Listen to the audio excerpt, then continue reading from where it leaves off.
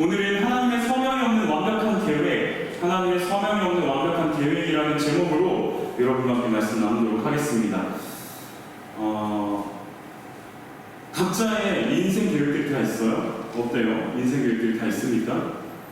그리고 그 인생 계획이 잘 진행되고 있습니까? 지금 17년, 18년, 19년 살아왔잖아요. 여러분들의 인생 계획들이 잘 진행되고 있나요? 제가 요즘에 주목하고 있는 사람인데요. 자신의 인생 계획을 정말 철두철미하게 세워서 그 계획대로 잘 이끌어가고 있는 한 사람이 있더라고요. 소개해주고 싶습니다. 오타니 쇼헤이라고 하는 일본 국적의 현재 이제 미국 메이저리그 베이스볼 MLB죠. MLB의 간판 타자이자 투수예요. 되게 독특한 사람이에요. 보통은 야구 선수면 투수만 잘하던가 타자만 잘하는데 이 사람은 투수와 타자를 둘 다 겸하고 있는 사람이에요. 근데 대충 그냥 투수 대충 하고 타자 대충 하는 게 아니라 투수로서도 엄청 잘하고 있고 미국에서 타자로서는 MVP 받을 정도로 잘하고 있는 선수예요. 근데 이 MLB 오타니 쇼헤이라는 사람이 자신의 인생 계획을 세운 내용을 제가 한번 본 적이 있어요. 고등학교 때 시절의 오타니의 야구 인생 계획입니다. 자신의 계획은 이래요. 잘 안 보이니까 제가 간단하게 한번 읽어드릴게요. 19세 되면 영어를 통달해서 메이저리그 마이너리그인 이제 트리플 A에 입성을 하겠다. 그리고 20살에는 메이저리그에 승격을 할 건데 연봉은 어느 정도로 받겠다. 그리고 21살에 선발진에 합류해서 내가 16승을 달성할 거고 22살에는 최고 투수에게 주는 사이언상을 수상할 거고 23살에는 월드베이볼 클래식이라는 일본 대표로 출전하고 싶고 그 다음에 25세가 진짜 웃겨요. 세계 최고 구속인 175km를 달성할 거다. 그리고 진짜 웃긴 건 이거 우리 청년들이 정말 많이 공감하는 내용인데 26세에 월드시리즈를 우승하고 결혼을 할 거다. 이런 계획을 이제 세워놨어요. 그리고 27세에 리그 최우수 선수 MVP를 받을 거다. 이러면서 40세에는 이제 은퇴를 할 건데 마지막 경기에 노히트 노런이라고 한 번도 안타를 주지 않고 홈런을 주지 않고 경기를 마무리하는 위대한 선수로 자기가 인생을 마무리할 거다라는 계획을 세웠어요. 근데 이렇게 계획을 엄청 디테일하게 세웠는데 아쉽게도 물론 현재로서 이루어진 것은 하나밖에 없습니다. 딱 27세가 되어서 미국에 진출을 해가지고 26세에 진출했어요. 26세에 진출을 해서 신인왕을 받고요. 27세에 리그 MVP를 받습니다. 대단한 거죠, 그것도. 그 전에는 뭐 했냐? 19세부터 26세까지는 일본 프로야구를 씹어 먹었어요, 그냥. 일본 프로야구를 타자와 투수로 그냥 괴물이다. 저 선수는 나오면 무조건 진다. 라고 얘기할 정도로 씹어먹고 26세에 미국 메이저리그로 넘어가서 신인왕 타버리고 그 다음에 그냥 미국 MVP 탔어요. 대단한 사람이에요, 진짜. 대단한 사람이에요. 궁금해요. 이 사람이 어떤 식의 삶을 살아갈지 너무 궁금해요. 근데 어떻게 이러한 계획을 하나하나 차근차근히 세우고 이뤄나갈 수 있었을까라고 하니까 고등학교 때 만다라트라고 하는 인생 계획표를 구성했다고 해요. 이게 잘 보이진 않는데 나중에 여러분도 검색을 해서 오타니 쇼헤이의 만다라트를 검색하면 여러분들한테 좀 도움이 될 수 있습니다. 이 사람의 가장 큰 목표는 일본 프로야구의 8개 구단으로부터 드래프트 1순위, 그러니까 저 사람 오타니 쇼헤이를 내가 1번으로 뽑겠어 라고 하는 그 드래프트 1순위가 되는 게 목표였어요. 그 목표를 이루기 위해서 몸을 만들려고 하고 제구력을 갖추고 부위, 공의 힘을 갖추고 스피드는 160km를 갖출 거고 변화구를 갖출 거고 운에 대한 부분도 있고요. 인간성도 있고요. 멘탈에 대한 부분도 있어서 각각에 따라 또 9개씩 어떠한 것들을 강하게 훈련을 해서 이걸 기를 것인가. 운이 참 독특해요. 인사하기, 쓰레기 줍기, 심판을 대하는 태도, 그 다음에 긍정적인 사고, 물건을 소중히 쓰면 운이 올 것이다. 일본 사람들이 약간 그런 게 있잖아요. 만물의 신이 있다고 여기는 신관이 있기 때문에 모든 것들에 있어서 내가 잘하면 운이 올 것이다 라고 생각하는 사람이었고요. 인간성에 대해서도 예의를 갖추자, 사랑받는 사람을 살자, 신뢰를 받자. 그래서인지 오타니 쇼헤이가 지금도 메이저리그에서 게임을 하다 보면 심판들이나 다른 팀 선수들한테 그렇게 잘한대요. 인간성이 되게 좋대요. 이 친구는 고등학교 때부터 이러한 만다라트라고 하는 계획표를 가지고서 자신의 삶을 만들어 나갔던 거죠. 계획해 나갔던 거죠. 물론 모든 것을 다 이루지 못했어요. 그러나 정말 중요한 부분, 리그에서 최우수 선수를 타는 이런 부분들은 자기가 준비한 만큼, 계획한 만큼 철저히 이뤄나간 걸 볼 수 있습니다. 그래서 저는 진짜 앞으로도 너무 기대가 되는 선수라고 생각하는데요. 이렇게 인생 계획을 잘 세우고 실천한 사람이 있는 반면에 인생 계획을 세웠지만 실패해서 실천하지 못한 사람이 한 명 있습니다. 저예요. 제가 2007년에 어릴 때부터 사진들을 찍고 이렇게 누가 예전에 한번 만들어줬거든요. 그 고등부에 예전에 고등부의 친구가 2007년에 제가 20살에 충신대학교에 입학을 했어요. 신학과에 진학을 해서 하루빨리 목사가 되고 싶다, 빨리 목사가 돼야겠다라는 생각으로 이제 갔는데 21살에 아직도 기억합니다. 벚꽃이 흐드러 피는 이제 중간고사 직전이었는데요. 4월 초였죠. 축구를 하다가 어깨랑 쇄골이 부러졌어요. 그 뒤로 저는 이제 병원에 입원을 하고 수술을 하고 모든 계획이 다 뒤틀어지기 시작했어요. 전 그때부터라고 생각을 해요. 1년간 병원에 있으면서 이제 재활을 하고, 그러다가 군대도 내가 생각했던 계획이 있었는데 그거 다 미뤄지고, 군대도 이제 남자들 나중에 경험하겠지만 역학기가 걸리면 진짜 화가 나거든요. 근데 역학기라고 해서 뭐라 해야 될까, 1년이 마무리될 때 내 1년이 마무리되지 않고 남들은 1년이 마무리됐지만 나는 아직 반밖에 안 온, 되게 애매한 상황에 휴학을 하고 복학을 했었어요. 군대 타임도 엉망이어서 결국은 가을에 졸업을 했거든요. 보통 겨울에 졸업하잖아요. 근데 저는 8월에 졸업을 했는데 그 졸업한 날이 2014년 8월입니다. 2007년에 학교 들어갔어요. 졸업을 2014년에 했어요. 7년 6개월 동안 총신을 그 학교를 다닌 거예요. 인생 계획이 다 흐트러졌어요. 그리고 2014년부터 분당오비에서 사역을 시작했는데 제 머릿속에는 난 여기서 3년만 사역하고 유학 갈 거야 라는 꿈이 있었어요. 계획도 있었어요. 영어 공부 열심히 했고요. 토플 점수도 다 받아놨어요. 영국 가고 싶었어요. 그래서 정말 열심히 준비를 했어요. 정말 IELTS 준비하고 다 준비해가지고 점수 맞춰놓고 이제 오퍼만 넣고 오퍼에 대한 해답 기다리고 있고 그런 상황이었는데 예상치 못하게 모든 것들이 또 다 흐트러지는 거예요. 내가 계획한 것과는 다르게 집에 있는 문제가 생기고 저 개인의 문제들이 나타나고 하면서 이 유학의 꿈들이 다 뒤집어 엎어지기 시작했어요. 그러다가 이제 결국에 2018년에 강도사로 인허를 받거든요. 노회에서 인허를 딱 받게 되는데 강도사 인허를 받을 때 순서가 이래요. 노회에서 강도사들이 먼저 일어나서 인허 교회에 이제 허락을 받고 그게 끝나면 인허식이 끝나면 목사 안수식이 있어요. 그때에도 저 뒤에 이제 강도사 인허 끝나고 앉아있는데 목사 안수식을 받는 사람들이 한 대여섯 명이 있었거든요. 다 우는 거야. 근데 그때 무슨 생각이 들었냐면 내가 1년 뒤면 여기서 목사 안수를 받을 텐데 나한테 저런 눈물이 날까? 감격이 있을까?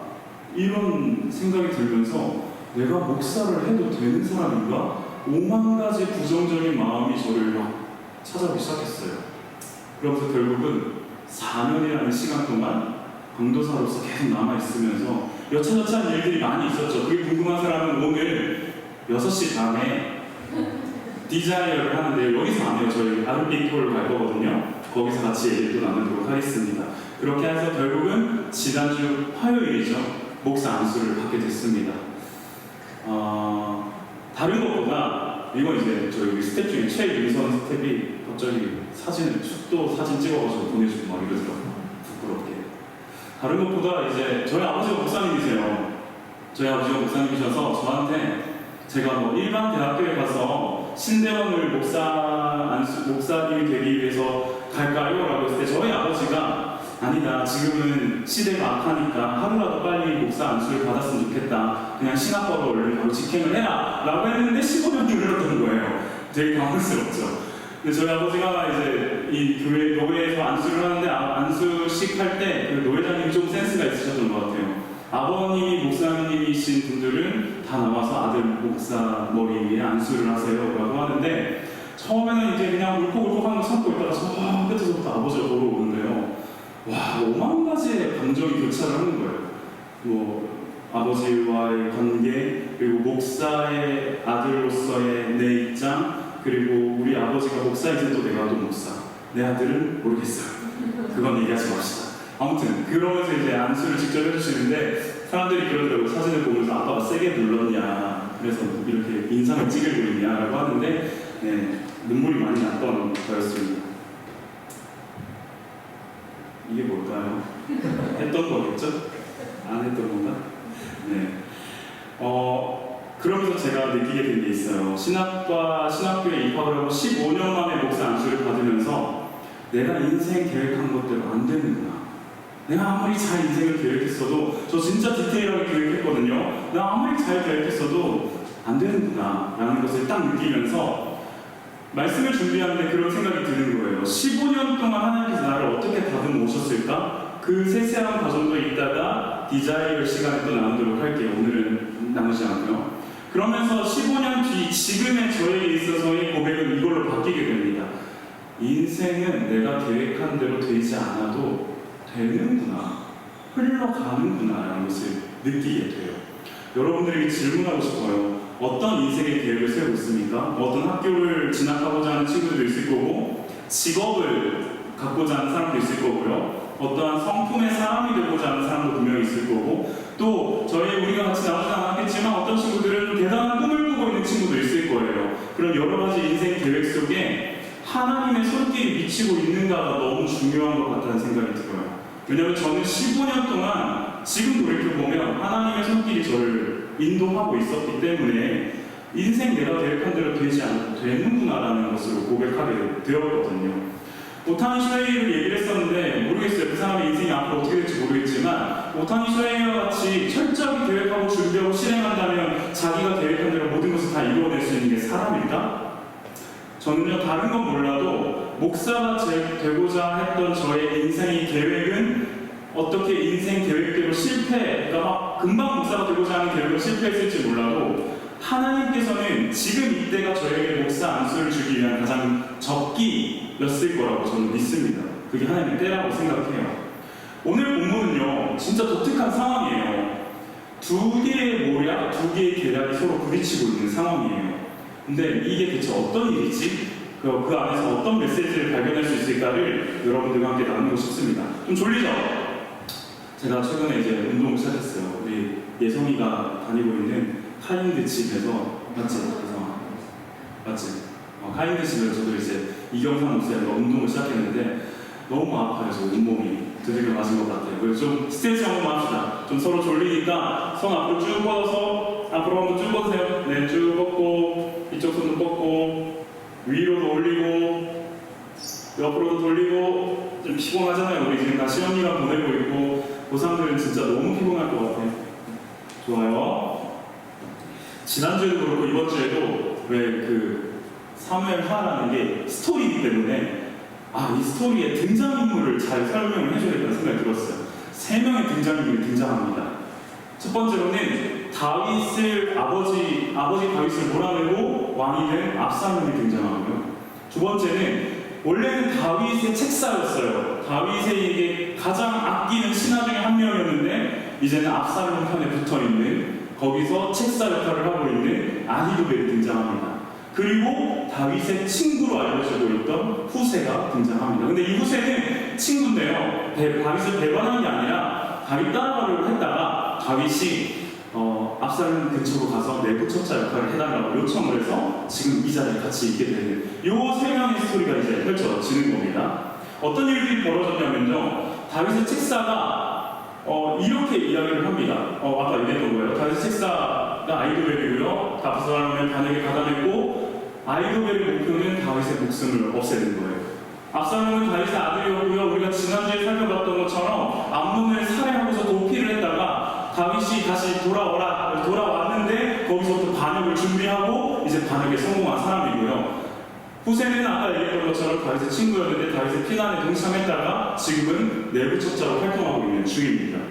이들이 지금 어떤 상황 가운데 있냐면요, 다윗이 도망가고 있는 걸 우리가 쫓아갈까 말까 가지고 고민하고 있는 중이에요. 다윗을 어떻게 처리하면 좋을까라는 것으로 이야기하고 있는 중인 거죠. 무리를 이끌고서 예루살렘을 떠나서 이제 광야로 다윗이 도망갔거든요. 아히도벨이 먼저 압살롬에게 얘기합니다. 저한테 12,000명만 주십시오. 나한테 12,000명만 지금 당장 주면 내가 지금 달려가서 다윗 목숨만 처리하겠습니다. 이 계략이 성경에도 나오지만 가장 좋은 계략이었어요. 가장 좋은 계획이었어요. 명확한 수치가 있어요. 12,000명만 달라. 그리고 명확한 흠없는 작전이 있었어요. 다른 백성들 건드리지 않겠다. 딱 다윗만 죽이고 오겠다. 이 얘기를 듣자마자 압살롬과 장로들, 이스라엘의 장로들이 너무 좋은 계획이다, 그대로 합시다 라고 이제 얘기를 했는데 너무 독특한 지점이 발생해요. 그러나 압살롬은 느닷없이 우리 아렉 사람 후세의 이야기를 한번 들어볼까? 다윗의 친구였지만 지금 대반에서 나에게 같이 있잖아? 후세 한번 이야기해보세요. 어떻게 하면 좋을까? 다윗을 어떻게 처리하면 좋을까? 라고 이야기하니까 후세가 처음부터 아이도벨의 계략은 좋지 못한 것 같습니다 로 시작을 해요. 부정을 하는 거죠. 예상치 못한 상황이에요. 아이도벨의 말을 옳게 여겼고, 우리가 읽지 않았지만 바로 이전 구절 16장 마지막 구절에 뭐라고 적혀있냐면, 압살롬뿐만 아니라 다윗도 그리고 수많은 사람들이 아히도벨의 말을 하나님의 말처럼 여겼거든요. 하나님의 뜻이라고 생각했거든요. 그런데도 불구하고 갑자기 압살롬은 그런데 후세 이야기를 들어보자 라고 이야기를 하고요. 후세가 아히도벨의 계략을 부정합니다. 그러면서 8절부터 10절까지 이런 식으로 표현을 하죠. 다윗을 알지 않습니까? 다윗의 신하들을 알지 않습니까? 엄청난 용사들입니다. 뭔가 이 계획을 새롭게 얘기하기 전에 되게 다윗을 은근히 띄워주고 있어요. 다윗한테 함부로 갔다가 맞아 죽습니다. 우리 지금 반역에 성공했는데 이거 함부로 갔다가 몇 명만 죽어버리면 압살롬의 전세가 완전히 뒤집혀버리는 일이 벌어질 수 있습니다. 그래서 안 했으면 좋겠습니다. 지금 안 갔으면 좋겠습니다 라고 이야기를 합니다. 그러면서 덧붙이는 말이 11절부터 온 이스라엘을 모읍시다. 단에서 브엘세바까지 모든 12민족의 이스라엘을, 이 12지파의 이스라엘을 다 모아서 압살롬 당신이 이끌고 다윗을 잡으러 갑시다 라고 하면서 이제 본인이 생각하는 계획에 대해 얘기를 해줘요. 4가지의 그림 언어를 얘기를 하는데요. 독특합니다. 그림 언어. 첫 번째로는 다윗은 지금 새끼를 빼앗긴 들녘의 곰처럼 굉장히 화가 나 있는 상태입니다. 함부로 달려들었다가는 압살롬과 우리의 군대가 모두 죽을지도 몰라요 라고 이야기를 하고요. 그 이어서 그러기 때문에 온 이스라엘의 군대를 바닷가에 있는 모래알처럼 모아가지고 갑시다 라고 하면서 바닷가에 있는 모래알과 같은 군대의 이야기를 합니다. 거기서 끝나는 게 아니라 그 모든 군대를 모아가지고 온 땅을 덮어버리는 이슬과 같이 그 다윗의 군대와 부하들을 덮어버립시다 라고 이야기를 하고요. 마지막으로 만약에 그렇게 해서 실패했을 때 다윗이 어떤 성읍으로 도망을 가면 이게 제일 어려운 거 없었어요. 온 이스라엘이 모여서 붉은 밧줄로 그 성읍을 주위를 둘러싸 땡겨가지고 계곡 밑으로 떨어뜨립시다 라고 이야기를 하는 거예요. 지금 물론 머릿속에는 이 후세 이야기가 그림 언어로 다 들어오니까 되게 뭔가 휘황찬란하고 대단한 것 같죠. 근데 사실 전쟁에 대한, 그리고 다윗을 죽이고자 하는 목표를 봤을 때 너무 어이가 없는 이야기를 하고 있어요. 마지막 말은 진짜 당황스럽잖아요. 다윗이 성읍으로 들어가면 이런 거죠. 그리고 우리가 지금 현재 다윗이 있다 치면 다윗이 문월드로 들어가면 문월드에 밧줄을 감아가지고 동백 호수공원 밑으로 빠뜨려 버립시다. 이 얘기를 지금 하고 있는 거거든요. 그런데 여기에 대해서 압살롬과 장로들이 옳게 여깁니다. 너무 좋은 계획이다. 우리 그렇게 실행을 하자 라는 반응을 하게 됩니다. 전쟁을 앞둔 상황에서의 그림 원어는 사실 허무맹랑한 이야기예요. 아까 봤잖아요. 아이도벨을 12,000명만 딱 주십시오. 내가 바로 지금 당장 달려가서 다윗만 죽이고 나머지 백성들을 살려서 이 백성들이 왕에 입금하여 은혜를 입은 것과 같이 내가 해버리겠습니다. 만들어드리겠습니다. 그만한 계획이 없었어요. 말도 안 되는 계획을 지금 후세가 하고 있는데 압살롬과 장로들은 후세의 계획이 더 좋은데? 라고 하면서 그냥 최면에 걸린 것처럼 마치 흘려갑니다. 그 결과도요, 17장 22절 23절에 2가지의 결과가 나타나는데 제가 22절을 읽을게요. 여러분들 23절에 조금 길지만 한번 읽어봅시다. 졸리니까요, 큰 목소리로 읽어볼게요. 그러자 다윗이 자기와 함께 있는 온 백성을 거느리고 거기에서 떠나 요단강을 건너갔는데 날이 셀 때까지 요단강을 건너지 못한 사람은 하나도 없었다. 아이도벨은 자기의 공략대로 이루어지지 않는 것을 보자 나에게 안장을 지어서 또 거기에 떠나 자기의 공략속으로 걸어갔다. 거기에서 그는 지팡이를 정리한 뒤에 목을 메어서 죽었다. 그는 이렇게 죽어서 자기 아버지의 공동에 맺혔다. 네, 그 후세의 계략을 택하게 된 결과예요. 2가지 결과가 나타납니다. 하나는 다윗이 도망을 가요. 후세가 원했던 거죠. 시간을 벌었어야 됐거든요. 다윗이 도망갈 시간을, 내부 적자니까 그 시간을 벌어서 다윗이 요단강을 건너버려요. 그리고 자기의 계획이 채택되지 못했다라는 좌절감과 자존심으로 인해서 아히도벨은 자살을 해버립니다. 여기서 놀라운 사실이 하나 있습니다. 하나님이 한 번도 우리가 읽었던 그 스토리 라인 속에서 하나님이 등장하지 않았거든요. 하나님이 일하고 계셨어요. 첫 번째로 그러나 일하고 계셨어요. 그러나 5절에 아히도벨의 이야기를 듣고 모든 사람이 옳게 여겼는데 그러나 압살롬이 느닷없이 후세의 이야기를 들어볼까? 라고 요청을 하는, 그러나 하나님께서 압살롬의 생각에 후세의 이야기를 들어보자 라고 하는 마음을 주셨다고 저는 믿어요. 굳이 후세를 부를 수 있는 이유가, 불러야 할 이유가 없었음에도 불구하고 압살롬은 후세를 불렀고요. 저는 이게 하나님의 일하심이라고 생각합니다. 두 번째로는 14절에는 주님께서 그렇게 하셨다라고 하는 보이지 않는 손으로서의 주님의 역할에 대해서 이야기를 하고 있습니다. 주님께서 14절 이렇게 기록되어 있거든요. 제가 따로 가지고 오진 않았지만 주님께서 압살롬에게 피해를 주기 위해서 이러한 일들을 이루어내고 계셨다라고 말씀을 합니다.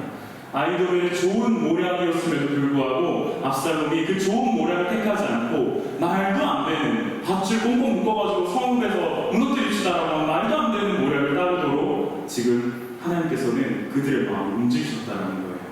그렇다면 주님의 계획, 주님이 이렇게 이들의 삶 가운데, 상황 가운데 개입하시는 과정 가운데서 어떤 일들이 이전에 있었을까라는 걸 여러분과 한번 꼭 나누고 싶었어요. 예전에 사무엘하 15장에는 이런 글이 적혀 있더라고요. 그때 누가 다윗에게 압살롬과 함께 반역한 사람들 가운데는 아히도벨도 끼어있다는 말을 전하자 다윗이 기도하였다. 주님, 부디 아히도벨의 계획이 어리석은 것이 되게 하여 주십시오. 다윗이 막 엄청난 걸 구하지 않았어요. 대단한 기도 제목 디테일하게 구하지도 않았어요. 그냥 나의 책사였던 아히도벨이 압살롬의 편이 되었구나. 주님, 부디 아히도벨의 계략이 어리석은 것이 되게 하여 주십시오. 라고 다윗이 기도를 하더라고요. 이미 다윗은요, 하나님께 이 사안을 두고 은혜를 구하고 있었다는 사실입니다. 그래서 오늘 여러분들과는 딱 두 가지 메시지만 전하고 싶어요. 하나는 제 아무리 좋은 계획이라도 하나님의 허락이 없으면 반드시 실패합니다. 반대로 생각했을 때 후세와 같이 제 아무리 말도 안 되는 계획이라 할지라도 하나님의 허락이 있다면 그 계획은 하나님의 허락대로 진행이 됩니다.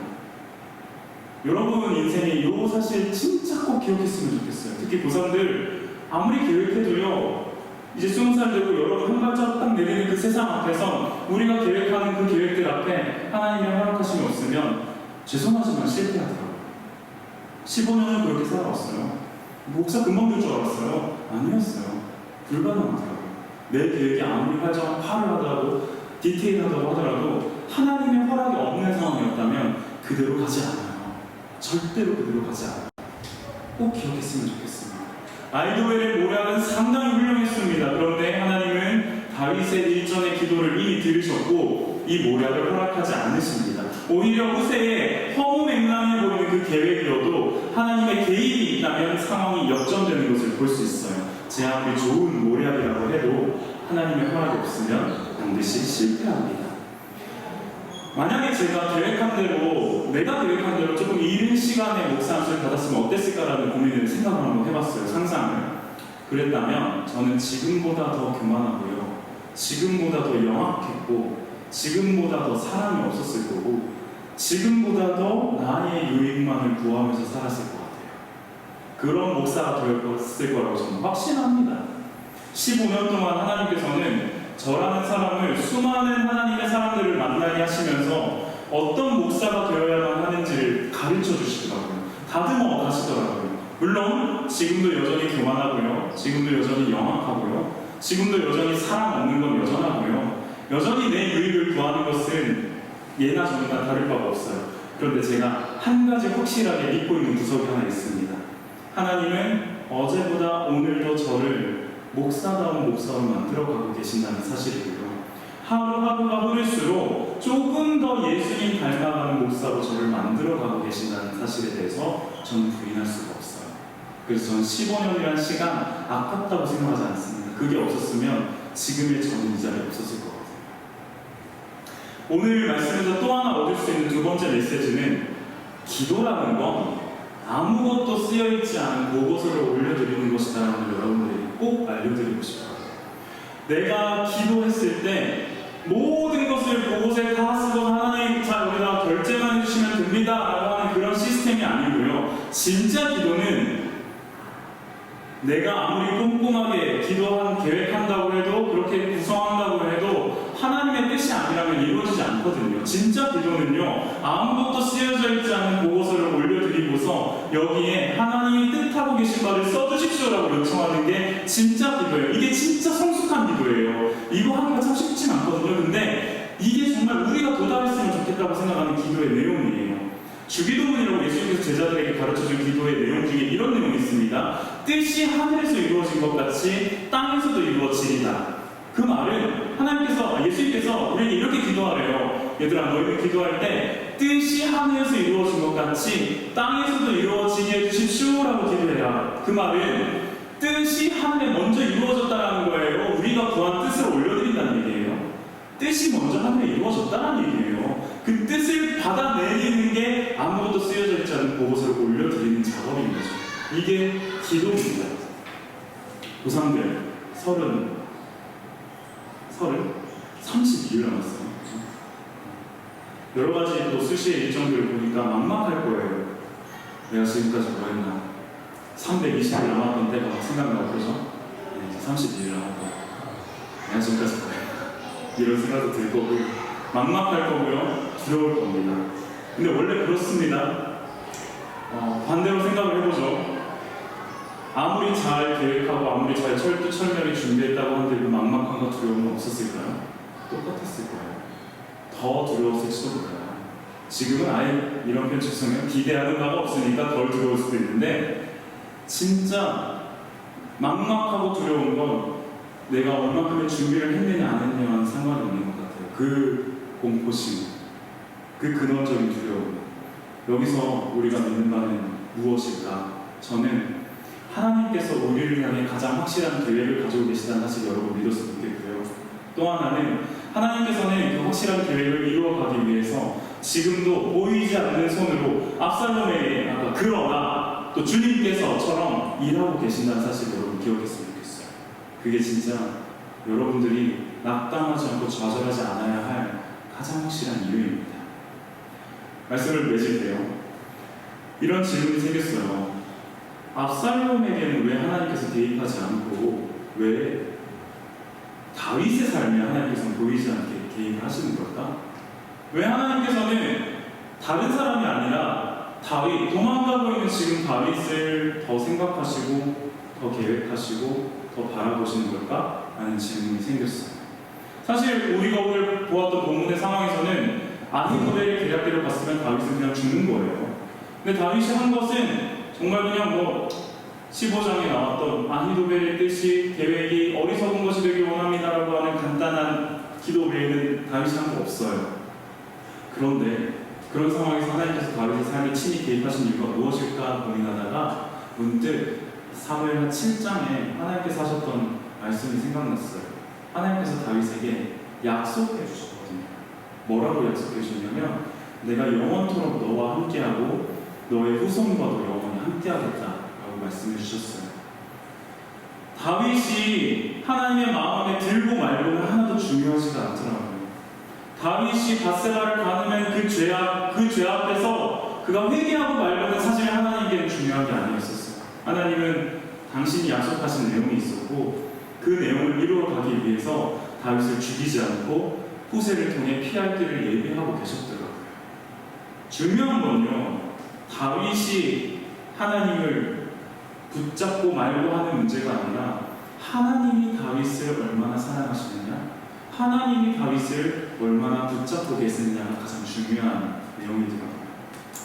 저는 15년의 목사 안수의 가족을 경험하면서 정말 많은 사람들이 저에게 제가 낙심하고 절망할 때마다, 나락에 빠질 때마다 저한테 해주었던 이야기가 있어요. 꼭 이야기를 늘 했어요. 다양한 사람들을 통해서 저희 아버지나 어머니나 이찬수 목사님이나 진짜 제 주변에 있는 친구들이나 지금의 저 아내나 연애할 때나 항상 제가 낙심하고 절망했을 때 꼭 이 단어를 얘기해 줬어요. 하나님이 너를 사랑하셔. 그게 저를 지금까지 붙들어 왔다라고 생각해요. 저 죽을 만한 고비 많이 경험했고요. 죽으려고도 많이 했었어요. 부끄러운 얘기지만. 근데 그때마다 저를 붙잡았던 이야기는 신영아, 하나님이 널 너무 사랑하셔 라는 말이었어요. 하나님께서 우리를 너무 사랑하셔서 성자 예수를 이 땅 가운데 보내셨어요. 그리고 그 예수의 십자가와 부활 사건 이후로 하나님의 사랑을 믿는 자는 누구든지, 하나님께 속한 사람이라면 누구든지 하나님이 계속 주목하시는 사람이 될 수밖에 없더라고요. 그걸 믿는 사람이라면. 하나님이 자신의 사람을 택한 것보다 우리에게 완벽한 계획은 없습니다. 여러분을 택한 것보다 완벽한 계획은 없더라고요. 우리 인생은 그거면 충분합니다. 그 하나님이 지금도 우리에게 다윗에게 하셨던 말씀처럼 이렇게 얘기하고 계세요. 내가 너를 지명하여 불렀다. 너는 내 것이다. 내가 너의 하나님이다. 내가 너를 보배롭고 존귀하게 여겨줄게. 너를 사랑하는 내가 여호와다. 낙심하고 있어요? 절망하고 있어요? 이걸 꼭 기억했으면 좋겠습니다. 내가 너를 사랑하는 여호와다. 여러분들과 함께 하시며 우리를 사랑하시는 하나님이 우리의 계획이 뒤틀어지는 상황 속에서도 하나님은 여러분을 사랑하기 때문에 더 좋은 뜻으로 인도하고 가시는 과정일 거고요. 설령 내가 정말 다윗처럼 자칫하면 죽을 수도 있는 이런 상황 속에서도 하나님은 보이지 않게 그 누군가의 마음에 하나님의 마음을 허락하셔서 상황을 빗나가게끔 하십니다. 그 근원에는 우리를 사랑하시는 하나님의 사랑이 있다는 걸 기억했으면 좋겠어요. 이 내용 가지고 우리 함께 찬양하면 좋겠는데요. 나의 안에 거하라 라는 찬양 고백합시다. 나의 안에 거하라. 나의 안에 거하라. 나는 내 하나님. 모든 환난 가운데 너를 지키는 두려워하지 말라. 두려워하지 말라. 내가 너와 주니